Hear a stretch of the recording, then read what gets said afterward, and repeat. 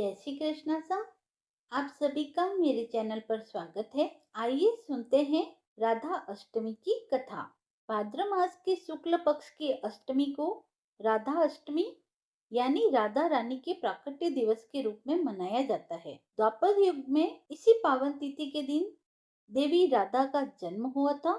एक बार देव ऋषि नारद ने भगवान सदाशिव के चरणों में प्रणाम करके पूछा, हे महाभाग, मैं आपका दास हूँ, बतलाइए श्री राधा देवी लक्ष्मी है या देव पत्नी, महालक्ष्मी है या सरस्वती है, या वे अंतरंग विद्या है या वैष्णवी प्रकृति है।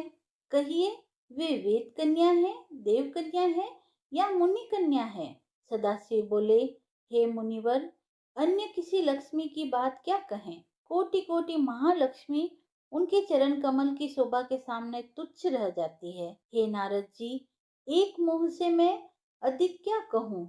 मैं तो श्री राधा के रूप, लावण्य और गुण आदि का वर्णन करने में अपने को असमर्थ पाता हूँ। उनके रूप आदि की महिमा कहने में लज्जित हो रहा हूँ। तीनों लोकों में कोई भी ऐसा समर्थवान नहीं है जो उनके रूप आदि का वर्णन करके पार पा सके। उनकी रूप माधुरी जगत को मोहने वाले श्री कृष्ण को भी मोहित करने वाली है। यदि अनंत मुख से चाहूं तो भी उनका वर्णन करने की क्षमता मुझ में नहीं है।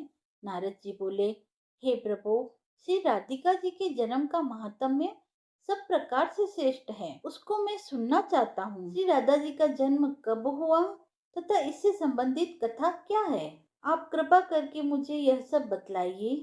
शिव जी बोले, वृष भानुपुरी के राजा वृष भानु महान व उदार थे। वे महान कुल में उत्पन्न हुए तथा सब शास्त्रों के वे ज्ञाता थे। अणिमा, महिमा आदि आठों प्रकार की सिद्धियों से युक्त वेत्ता थे। वे संयमी, कुलीन, सद्विचार से युक्त तथा श्री कृष्ण के आराधक थे। उनकी भार्या श्रीमती श्री कीर्तिदा थी।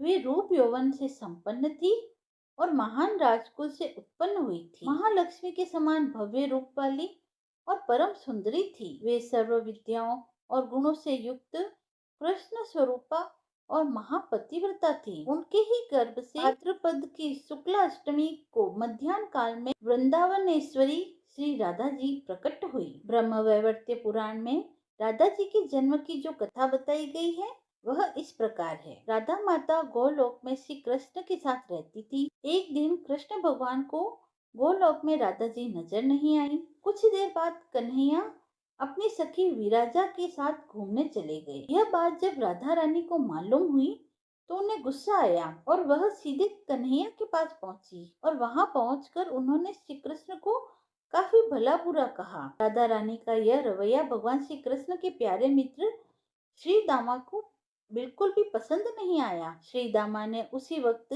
बिना कुछ सोचे समझे राधा रानी को पृथ्वी पर जन्म लेने का श्राप दे दिया। राधा को इतने गुस्से में देखकर भगवान श्री कृष्ण की सखी विराजा भी नदी के रूप में वहां से चली गई।